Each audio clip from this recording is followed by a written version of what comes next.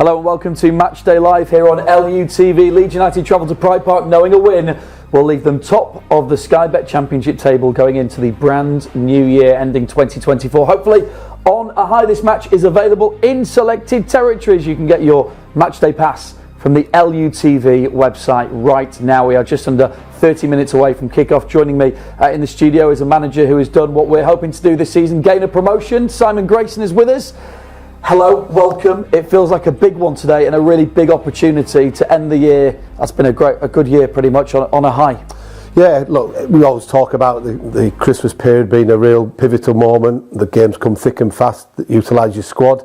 And obviously the team have done well, winning on Boxing Day comfortably against Stoke, and now second of back-to-back away games. It would be great to get another 3 points. The results have gone for us today, which obviously we've spoke about, but you've got to concentrate on what you do. But yeah, it's looking good at the moment. You've mentioned it, so I'm going to mention it as well about the results going our way, as they did before we played kind of one of the last game the other night on Boxing Day. Those results went in our favour. Quite a few have done today. Just in terms of recapping, Blackburn have lost to Hull. Don't think anyone necessarily saw that one come in. Sunderland in the last minute to Stoke, who we beat the other night, sacked their manager. Suddenly they go and beat Sunderland. Sheffield United and West Brom both in the mix. They've drawn together, and Burnley are away at Borough. That's the 8 o'clock kickoff tonight. So it's all kind of gone pretty nicely so far. It's just over to us to do our part of the bargain. Yeah, look, there's still a long way to go, but everybody looks at the results, of course they do, and wishing and hoping that this result is going to go in favour for us and this, that and the other. Look, if you're being sensible about it, you can only affect what you can affect, and that's managing your team. I have got tonight. No interest in being sensible about it whatsoever. Well, that's part and parcel of football, isn't it, unfortunately, living the dream. But yeah, there's going to be loads of games throughout the course of the rest of the season where it's going to go for us, against us.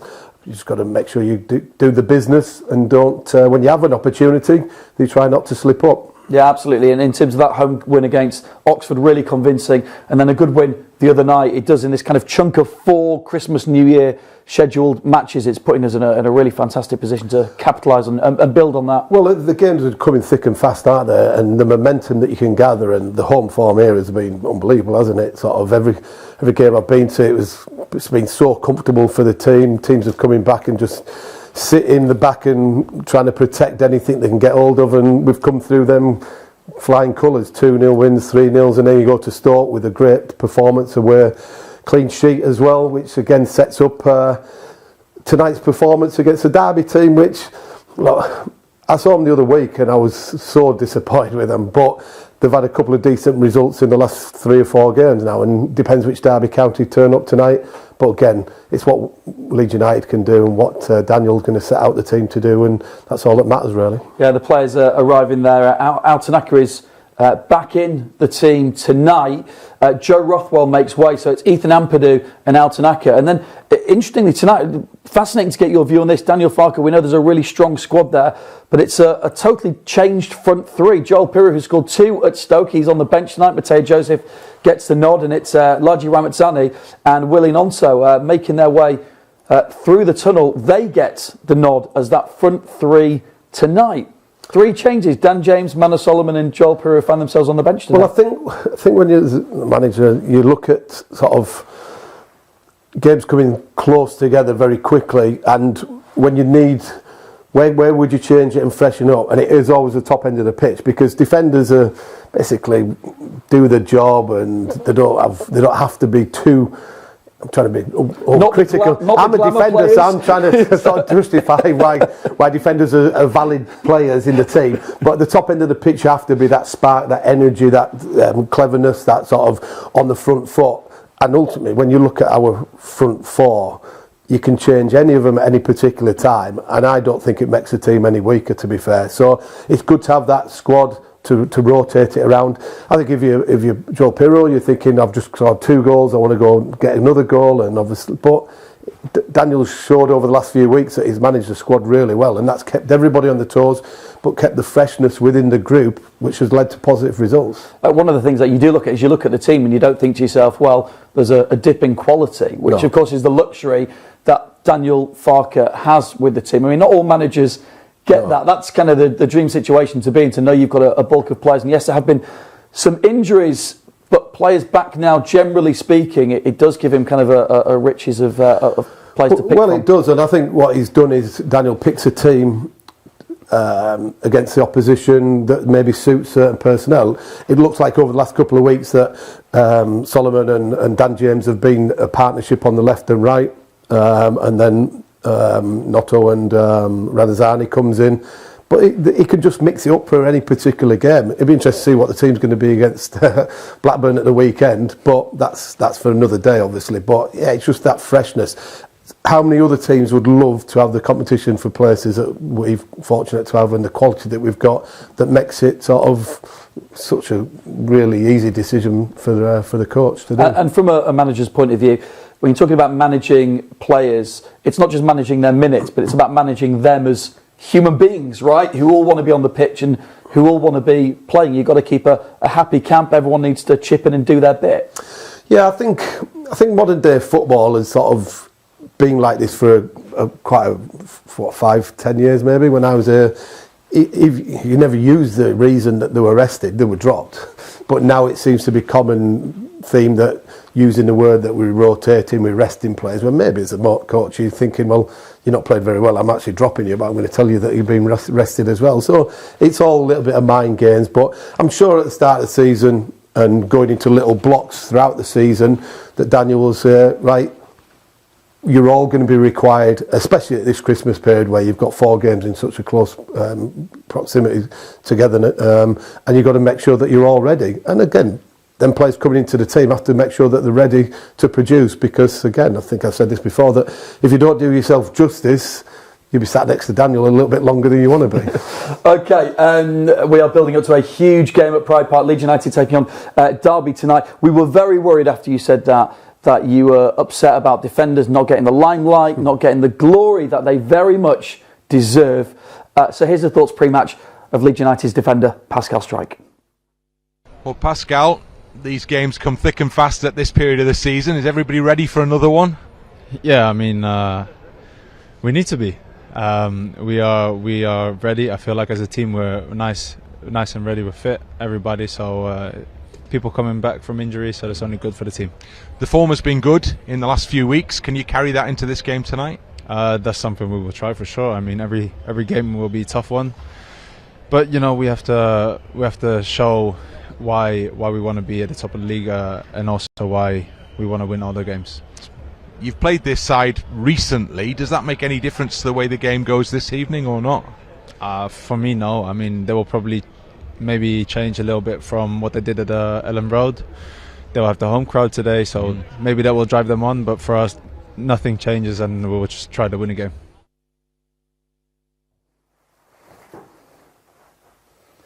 So there you go, Pascal with his thoughts ahead of the match. Interesting, the first words he said there, we need to be. When I say, are you ready for this? And I guess that is the case, and we've seen this particularly in some away games. They need to be ready for everything that's thrown at them, because these aren't gimmies. No, they're not, and certainly a decent crowd. There'll be 30,000 there tonight at Pride Park, and on a decent run in the last 3 or 4 games since they came here and were really poor.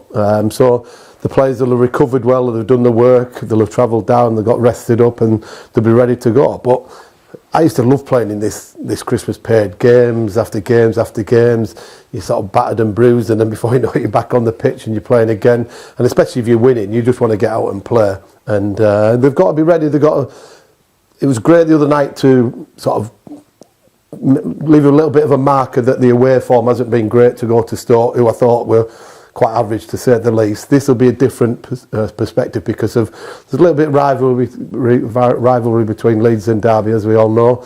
30,000 at Pride Park is going to be a little bit more hostile than it was at Stokes Ground the other night. So they've got to be careful at the start. Don't start the game poorly, and make sure that if they're on the front foot, dominate what they're doing. It could be another good night for us. Yeah, 2 of these away games coming in quick succession. Stoke the other night with a 2-0 win for Leeds. Simon, be glad you weren't on the rota for LUTV, because it was hard to analyse half of the game we couldn't see because of the fog. But in terms of the performance, Joel Piroux here, and what a finish this is. Well, it was weird, because when I was watching the game, it's like you're thinking he's just got to square it back across to somebody else, and then bang, it's in the back of the net. And it's like he's put it in probably the only position that the ball could really go, and it is a great finish, to be fair. It's a great move before that, because you saw the, I think, pass from Rothwell into Aronson and then Aronson into Piru. You're getting into them pockets. Aronson, lovely time run, weighted pass, and you're just thinking, might dink it over him, but the keeper does all right. But then you're thinking, what is that Solomon that he's maybe going to square it to? And then all of a sudden it's bang, top corner, and 1-0. But yeah, lovely goal, not great defending, big gaps between, but really well worked goal. And Solomon have been screaming for that, but what a finish. Yeah, Joel Piroe, must be full of confidence. I mean, like we mentioned, he'll start from the bench today, but as you also said, these games come so quickly. But there was a noticeable good tempo that Leeds played with against Stoke, which Daniel Farke has talked about, getting that tempo right, especially in those games away from home. Is that something you felt watching them? Yeah, I think when you go to the away grounds, like on a Boxing Day night, you've got to make sure that you sort of take care of the ball and make sure you don't give too many opportunities to the opposition, the home team, but you've still got to pass it with a purpose and look for your forward run. This is a great goal. One, the pass from Bogle, a run behind from Dan James, and then he just puts it on the plate for Piroe, just to head it in. So there's a way of keeping the ball and taking a sting out of the game, but you want to be doing something with it. You've got to make sure you're sort of passing with a purpose, playing 2-touch, 1-touch, especially when you get that final third, be explosive, be productive. And certainly Leeds didn't look in any trouble whatsoever, did they? And look at the joy in the faces of the team, and right across to the supporters in that far corner. Yeah, I mean, we're showing the goals here from the game. Joe Rodon was interviewed after the match, and the first thing he referenced when talking about the match was a really important save from Illan Meslier right at the start, just a few minutes in. Could have gone one goal down. Close range save it was. Illan Meslier, along with Sam Byram, actually, both make their 200th appearances for the club. On Illan, it's a moment when you're a goalkeeper who's maybe not doing as much as some of the other goalkeepers in the league. You've got to be ready to go, and he certainly made a huge save at the start of that game. Well, I think when you look at your goalkeepers, you wanted to make sure that when they have a save to make, that they produce them saves. And to be fair to Meslier, he's done that in recent weeks. I can't remember which game it was here, at 1-1 or 1-0 maybe. Somebody's gone through one-on-one against him, and he's made a big crucial save. I think about 10 minutes later turned into 2-0, and that was a defining moment, like the save was the other night as well. So, and it's hard, like you mentioned there, that when the team have 70-80% possession and you don't hardly have anything to do with your hands, you've got to make sure you're ready to make a save when it comes along. And fair credit to him, he's made saves. He's made a few mistakes, but that's what goalkeepers, that's what happens to them, don't they? They get scrutinised so much, and he has produced some good saves when he's needed to. Yeah, well, 200 appearances up for Illan Meslier and Sam Byram. The first time in the club's history, two players have made their 200th appearance on the same match day. OK, let's head back to Pride Park. We are closing in on kick-off, just around 15 minutes to go, so let's get the thoughts of our commentary team, as always, Bryn Law and Tony DeRigo. It's a pretty mild December evening here for Leeds United's final game of 2024, and what a big game it is as well. Leeds United with a chance to get back on top of the table if they can win this one. Maybe even a point would do for the time being. Team news, well, there have been quite a few changes to talk about, 4 in all, which is a bit of a surprise, isn't it, Tony? It is a bit of a surprise, but I suppose when you look at the squad depth that we've got, but in come 4 players, so Joseph, Ramazzani, Gnonto and Tanaka all come back in, so clearly all those players will be eager to prove what they can do, and they get the opportunity. Are we guessing that that's about the load, if you like, at the moment, the number of games in a short space of time? I think it has to be, especially when you've got that quality. If you haven't got that quality, then you'd be worried trying to nurse your players through, but we have, and so they'll be itching to play. We saw that, didn't we, at Stoke, with Tanaka left out in that particular game.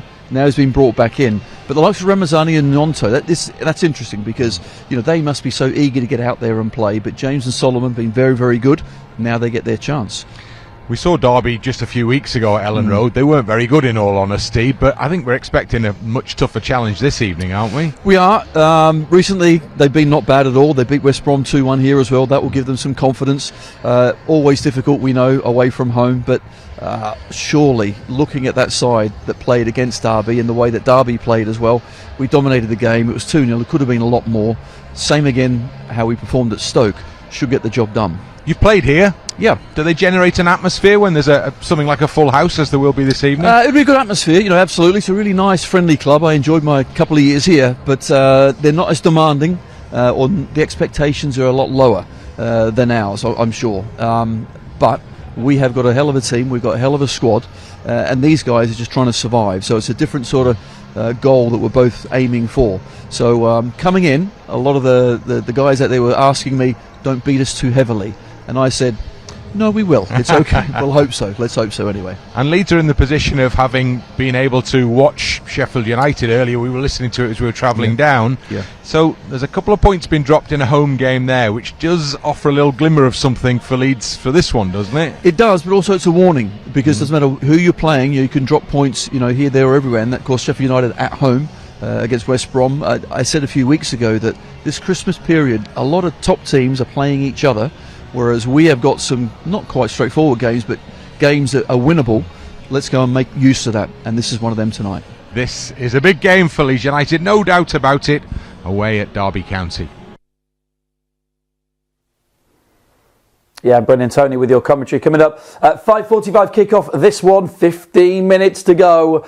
This second of the away fixtures over the Christmas period.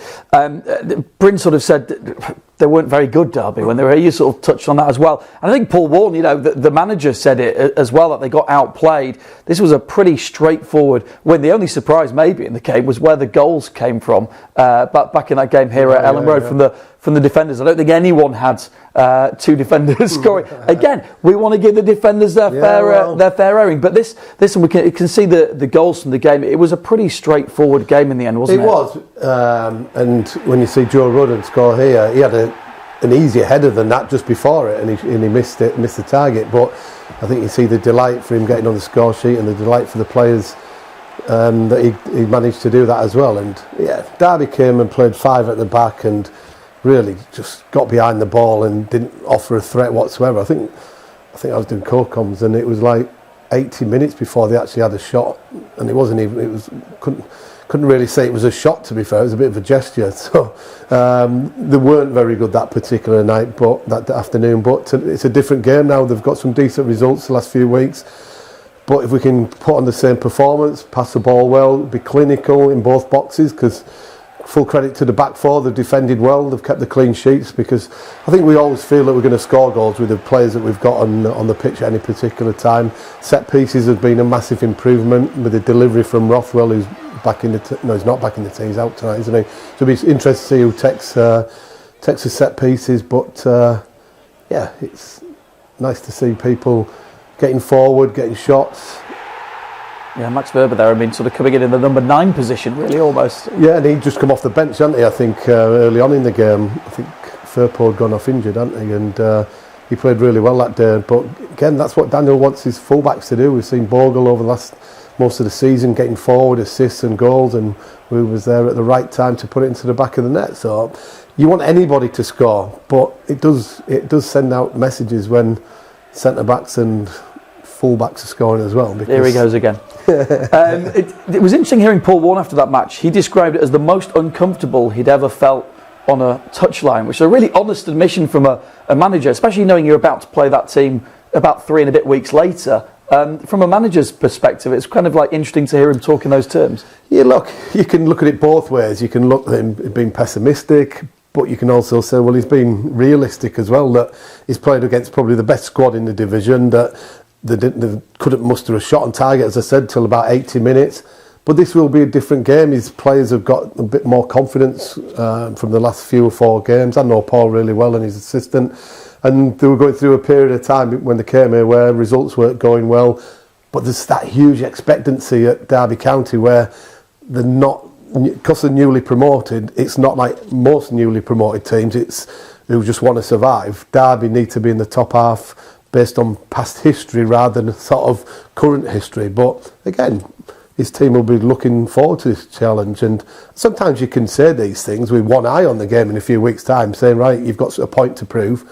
But I think he said it not realising that are playing us in 3 weeks' time, because as a coach manager, you just think about the next game, really. Yeah, just take a confident man to pull off the bobble hat as well, but he did it with rocking it with some style down there at Pride Park. Okay, this is a festive period, so our Leeds United players and former players have been getting in the festive spirit by making their own Christmas cards. We gave the chance to your former striker, Jermaine Beckford, to see how he got on. I think it's fair to say, doesn't sound like this, Becks, at all, slightly milked it. Right, let's see what we got. Ethan Ampadu, who's going to be easy to draw? Not Pascal. Decorating a Christmas tree. Start with a tree. I'll tell you what, that's a great start. What's that box for, I hear you asking? Well, for the baubles. I'm not going to lie to you. I'm crazily impressed with the incredible tree I've done so far. Who doesn't like a bit of tinsel on their tree? We'll start off with the arm coming in and the hand going around. It could be either one of them, to be honest. Please don't judge me. Right, how good is that? Whoa. Yeah, okay. This is going to be Pascal, so in advance, I'm sorry, mate. There you go, there you go. You're going to get fed up before I do. I'm in the zone now, this is it. Absolutely loving it.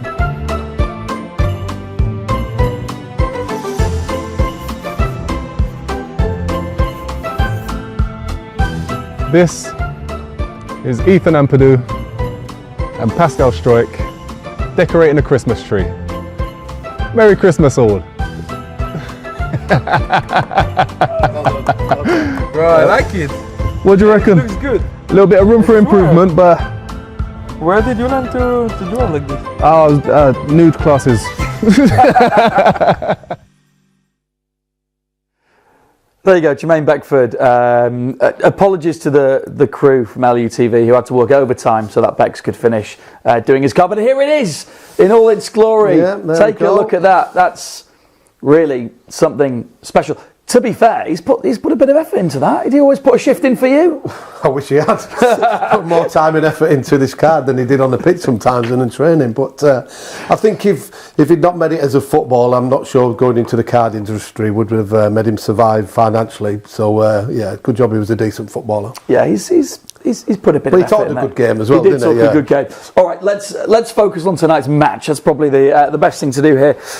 Key battles tonight. I mean, Derby, as you said, at home with a front three, they will probably try and create in front of a big crowd as well. Where do you see the key battles tonight? Yeah, look, Yates is a decent striker. He's been around quite a few years now, and so he'll be looking to impose himself on Joe and Pascal.